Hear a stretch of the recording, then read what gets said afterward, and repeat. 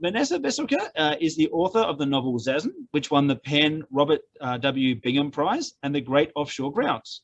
Her short stories have appeared in Tin House and Ziziver, and her nonfiction in GQ, The Atlantic, Smithsonian, The Atavist, and was included in Best American Essays and the anthology Bitchfest 10 Years of Cultural Criticism. Okay. Thanks so much for being here, and take it away. Absolutely. And I share, what everybody said. It's great to be here with all of you. Yeah, I know all of the people who are up for this award, and yes on libraries, yes on the Powell's used booksellers. I also want to say that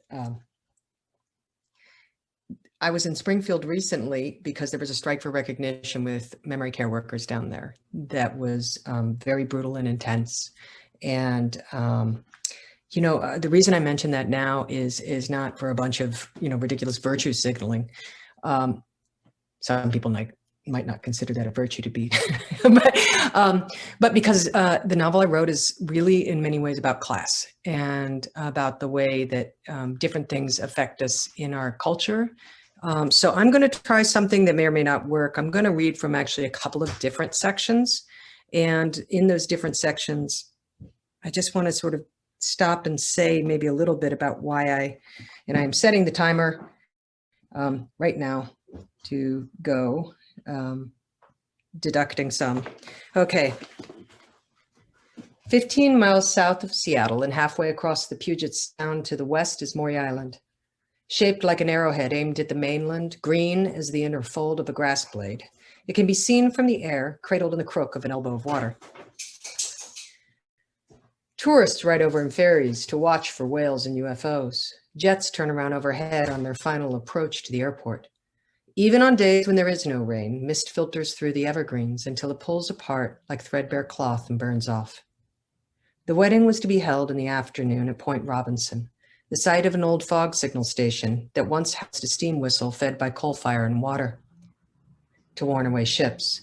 In 1897, at the dawn of massive capital expansion and speculation, the whistle sounded for 528 hours, nearly killing the man who had to shovel the 35 tons of coal. The cargo had to be kept from the rocks, and who can halt the lumbering desires of the world? In 1915, the lighthouse with its state-of-the-art fifth-order Fresnel lens was built. Powered initially by oil vapor lamps, its beacon could be seen for 12 miles. The lens was a perfect manifestation of Victorian technology, replacing simple flat lenses with faceted crystal domes, prisms cut into tiers that made it both astonishingly beautiful and a breakthrough in optics. The Fresnel lens had a theoretically infinite capacity to capture diffuse light and, by way of internal reflection, cast it like a spear through darkness. It lit stages in celluloid, Polaroid shots, and retinas for ID scan. And on Point Robinson, it lit the Puget Sound. Back across the Sound in Seattle, Livy looked out the window of her basement apartment. Her father was getting married that afternoon, and though it was already late April, a cold, wet breeze still whistled through the gaps in the caulking, turning her skin to goose flesh. A few feet away stood her sister, Cheyenne, poorly slept but already dressed. "I'm freezing," said Cheyenne. "I'm turning on the space heater." "Turn on the oven. They charge us for electricity," said Livy. Cheyenne rolled her eyes, but went over to the little white gas stove. Cranking the temperature to broil, she leaned back on the oven door so she could feel the heat on her hamstrings while the oven warmed. Yesterday, they'd spent the whole day picking rocks out of Livy's landlord's garden in trade for a patch of soil near the sunny side of the fence so that Livy could grow food. It wasn't political. Livy didn't care about pesticides or permaculture. She was just the cheapest person that Cheyenne had ever known. She lived off past-date groceries. She washed her clothes once a month with a teaspoon of dish soap in a tub. She made her own bras. Cheyenne was pretty sure she would have rinsed and reused dental dams if she thought it would work. Recently, Livy had become convinced that she could feed herself off 3 square yards of land. It was ridiculous, but since Cheyenne had appeared out of nowhere and moved in on her without any warning or rent, she didn't have much of a say. Taller and unfreckled, Cheyenne had chosen a rose-colored cap sleeve shirt with eyelets and a pair of black pinstripe suit pants for the wedding. She could pass in the crowd they'd be in today. Her secondhand clothes came off as vintage, while her misadventures in body art made her seem a fine vase, badly cracked and chipping, but a gritty accent to any room. Cyril didn't come to my wedding, she said. Why should I go to his? Did you invite him? Oh, hell no. He would have arrived like a lord and expected to walk me down the aisle. Here, let me give you away. Oh, hey, Dad, I'm pretty sure you already did that. Yeah, you're right, said Livy. He would have. So why are we going? I have the day off work and it's cheaper than a movie. I'm tired of ramen and hot dogs and there'll be rich people food, so I'm taking Tupperware. Please don't make it obvious, said Cheyenne. We're already going to look out of place. Oh, why? Because you have jailhouse tats of hearts and clubs on your knuckles, or because I don't shave and look like a landscaper? Cheyenne spread her fingers on her left hand.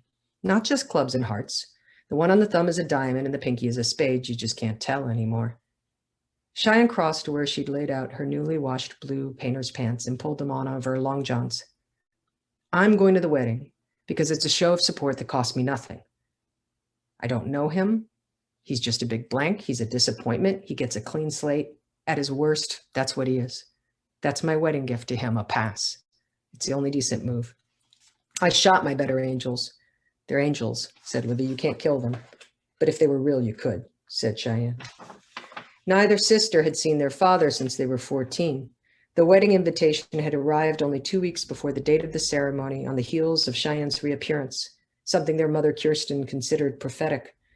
It was obvious, though, from the short window that the decision to include them was at best the result of a long debate, or at worst just an afterthought. Their initial instinct had been to ignore it, and the invitation was repurposed as a coaster for days before it was seriously considered. But in the end, they could not ignore it, because it tapped at a hidden door. Shh, he is a king in a castle. He has only stashed us away in a village to keep us safe, and someday he will come to claim us and make everything all right. I'm going to skip around for the last couple of minutes because the character of the father is not an important character, but he's the catalyst to something. And he's kind of a character where it's like the golden apple thrown between, the three goddesses and says, okay, go off in the world, fight amongst yourselves for the scraps. And so I just want to read. Now, of course, I can't find it. All right, where did I lose it? I swear I had this all marked exactly how I wanted it. And now look at me. Okay, this is the mother. What did she know about the other mother? Even if she had wanted to tell her daughters, she knew nothing. She knew that Anne was a Buddhist, but not what kind. She knew that Anne traveled extensively, but not how.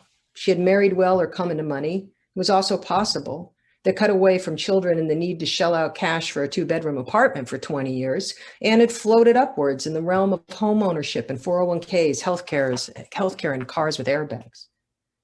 Kirsten looked at the back of her laptop where several windows were open. All healthcare plans, none of them worth anything. But she was tired of getting bounced on and off Medicaid every time some jerk in the legislature decided to redefine poor. Normally, she could weather the tides of eligibility, but not this time. Something was wrong and she didn't know what. Her stomach hurt. Her appetite flagged. She'd gone for her annual in the women's clinic and everything seemed fine, but she knew her body well and could feel a change. So here she was, looking for healthcare. She clicked through the benefits of each plan. Any pre-existing conditions? Well, I don't know. How about capitalism? Having scrolled through the online postings for jobs and now sitting with the nickel ads flayed to the classifieds, you can't just call anymore because that's a flag. You can't ask a reasonable question like what shift or how much an hour. That's a flag. You can't even walk in and fill out an application because everyone wants a resume. Whore out your personal charm just to wash dishes. A flexible team player with experience and a positive attitude, wanting to move ahead. She annotated in her mind. Flexible, she crossed out. No boundaries, no kids. Experienced, she crossed out. Needs no training. Positive attitude, she crossed out. Obsequious and yet entertaining.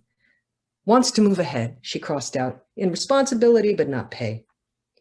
For years, Kirsten had made her own deal with the government. I fill out paperwork, you give me money to live on. It was an honest paycheck, in her opinion, a reallocation of federal funds to support the work they should be doing, and they weren't. How many nights had she spent on the suicide hotline, talking someone off the ledge?